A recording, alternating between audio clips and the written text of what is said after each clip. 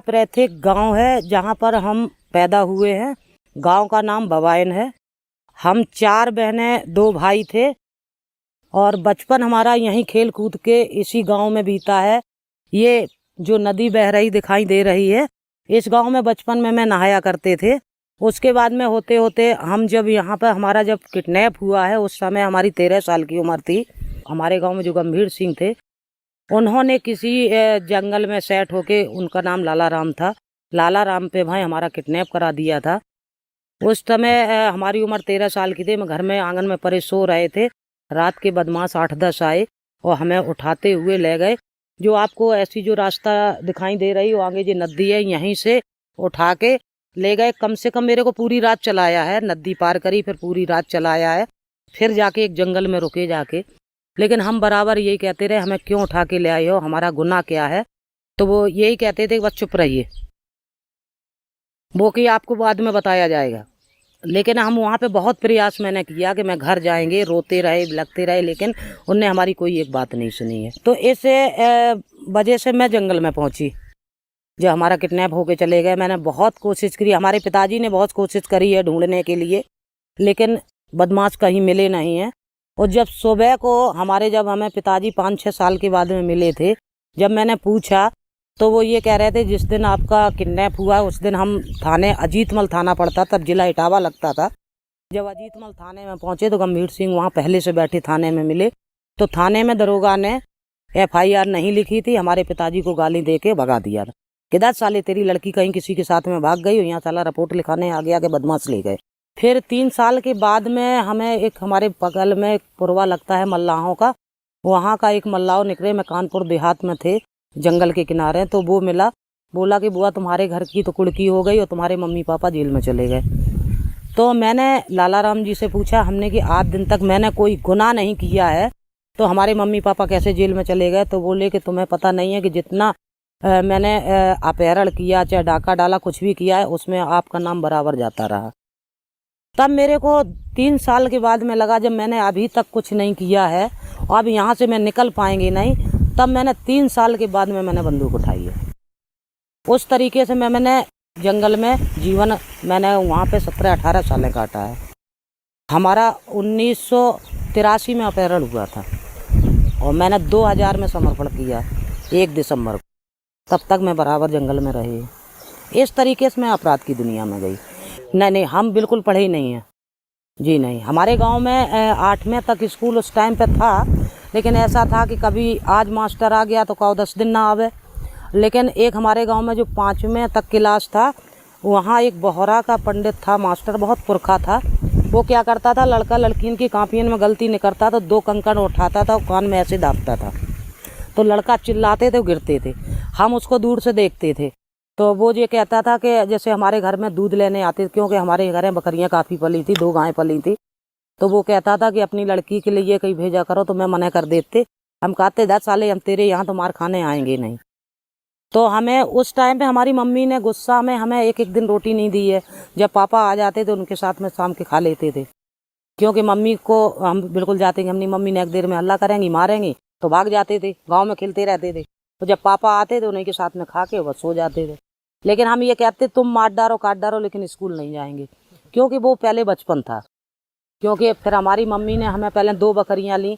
मैंने 7 साल बकरी चलाई इसी जंगल में। जो आपको जो घना हुआ जंगल दिखाई देता है, मैंने 7 साल चराई और 2 बकरियों से मैंने 65 बकरी करी थी।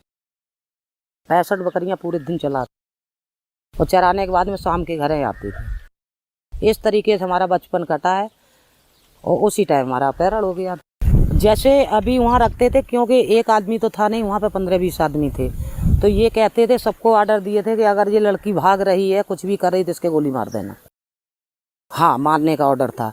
तो उस टाइम पे मेरा भी बचपन था, तो एक ये भी लगी रहती थी कि अगर हम वैसे भाग रहे, और वहाँ पर रात के भी एक आदमी जगता रहता था, दिन में भी आदमी जगता।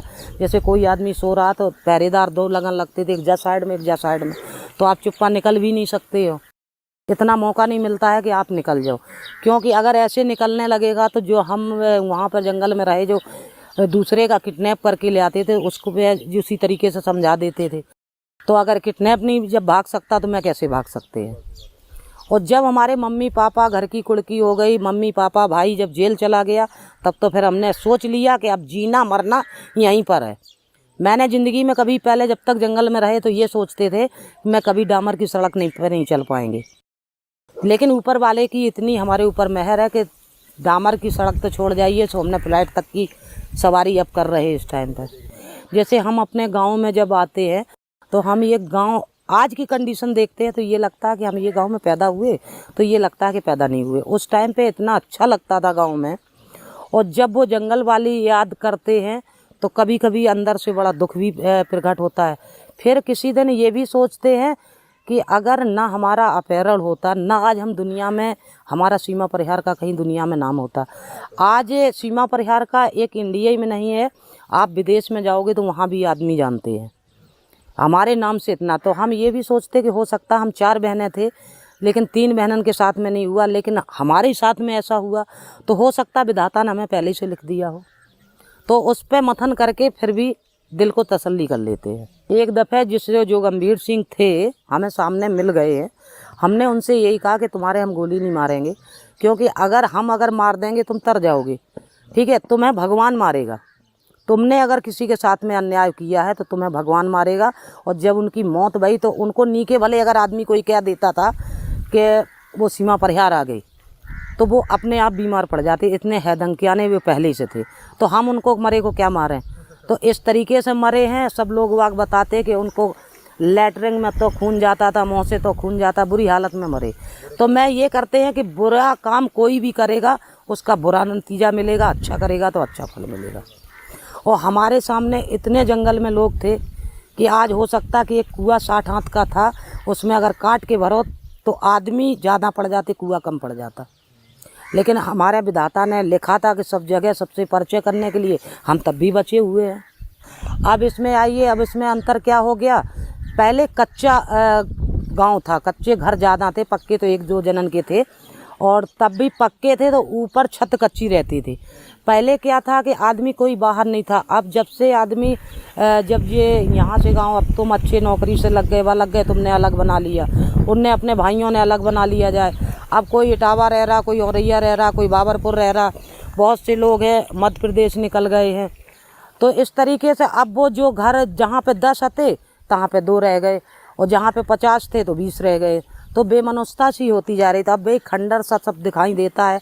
अब जिस जहाँ देखो तहाँ ये दक्षिणी पैदा दिखाई देता है। बबूर का पेड़े के अलावा और तुम्हें कुछ नहीं दिखाई यहाँ देगा।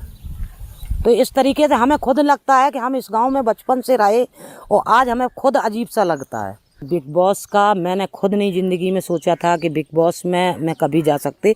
पहले तो ये था कि हम बिग बॉस खुद ही नहीं जानते थे क्या है। और हम उस दिन ग्वालियर जा रहे थे बस द्वारा, तो एक फ़ोन पहुंचा, मैं मालनपुर पे थे, तो एक बताया कि मैं आनंद चौहान बोल रहे, मैं बॉम्बे से। हमने बताइए, बोले कि आपको एक सीरियल के लिए लेना चाहते हैं, और आप ना किसी घर वालन को बताओगे, ना दोस्तन को बताओगे, और जहाँ तक ना मीडिया को बताओगे। वहाँ पर कुछ हम पीछे को हट जाते थे, हमने पता नहीं मेरा दोस्त है कि दुश्मन है।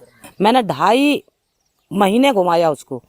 एक दिन मैं अपने दरवाजे पे बैठे थे, बच्चों पे थोड़ा गुस्सा थे 2 बच्चों के हमने पिटाई लगा दी। उसी टाइम उसका फ़ोन बजा, तो उसका भी माँ का पड़ाका कर गए। मैं करने के बाद में वो हता सॉरी बोलने लगा, हमने तू साला चलाया, तेरी हम करते हैं।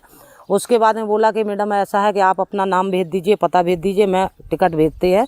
तो हमारे घर वाले कहने लगे कि नहीं ऐसे बॉम्बे में ना जाओ, पता नहीं तुम्हारा दोस्त है कि दुश्मन है। तो हमने ये कहा कि हमें चुम्बक थोड़ी लिए जो चिपका लेगा। तो मैंने लखनऊ से फ़्लाइट पकड़ा, उनने टिकट भेजा, मैं बॉम्बे उतरे। बॉम्बे जैसी एयरपोर्ट से निकल के सामने सारा 5 स्टार होटल बना हुआ, वहाँ पर मैं बैठे मैं बैठे 4 मिनट वहाँ पर। मैंने मात्र वहाँ पर मैंने जब कागज़ देखा एग्रीमेंट का, तो वहाँ में बिग बॉस के घर के लिए लिखा। मैंने वहाँ पे साइन किया, एक कॉफ़ी पी है वहाँ पर बैठ के, और बस वहाँ से तुरंत निकले। हमें लखनऊ के लिए फ़्लाइट नहीं मिला, मैं दिल्ली पहुँचे, और दिल्ली से मैंने रीवा गाड़ी का कराया कानपुर तक का, तो मैं जींजक उतर गए, जींजक से फिर दूसरी गाड़ी पकड़ी, घर आ गए। इस तरीके से मैं बिग बॉस में पहुँचे। जब मैं बिग बॉस में पहुँचे तो पहले सलमान खान जी ने हमसे पूछा, सलमान भाई ने, तो बोले सीमा जी आप तो बिल्कुल देहात से जंगल क्षेत्र से रहने वाली, आप बिग बॉस के घर में कैसे रहोगे। हमने भैया जब मैंने 17-18 साल अगर जंगल में पेड़ों से बतरा के अगर काट दिया है तो ये तो बिग बॉस का घर है, इसमें तो इंसान रहते हैं। तो मैं जब वहाँ पर अंदर पहुँचे हैं तो बहुत से लोग हमारे जिलावासी तो ये कहते थे कि सीमा परिहार पहले हफ्ते में निकल आएंगे, लेकिन वहाँ पर कुछ लोग भी कहते थे कि सीमा जी हमें डर आप ही का लगता, आप ही पहले चलो। तो हम वहाँ पे बोल देते थे हमने अच्छे अच्छे को पटक दे के ताकि बाद में सीमा परिहार निकलेंगे। तो मैंने 11 आदमी जब आउट हो चुके थे तो 12 हफ्ते में मैं आउट हुए थे।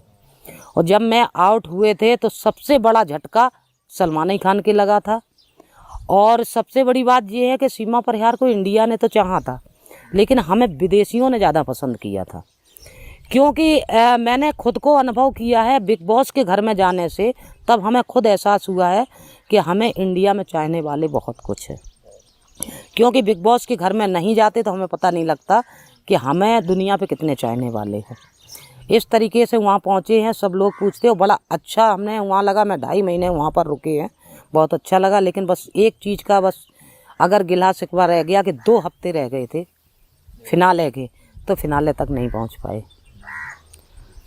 तो बस 2 हफ्ते के पहले निकाल दिया था। तो मेरे को ये लगता है कि जो आदमी ज़्यादा चर्चित होता है उसके साथ में गेम खिल जाता है। ऐसा है कि बहुत सी लड़कियां हमसे अभी भी हमारे पास फ़ोन आता है और ये कहती हैं कि मैडम हम आप कैसे बनना चाहते हैं। तो हम ये कहते हैं हमारे कैसे मत बनिए, जो ज़िंदगी में अब जी रहे हैं उस तरीके से जिए, हम आपका बराबर साथ देंगे। जहाँ पर आप कमज़ोर पड़ जाओ वहाँ पर हमें आवाज़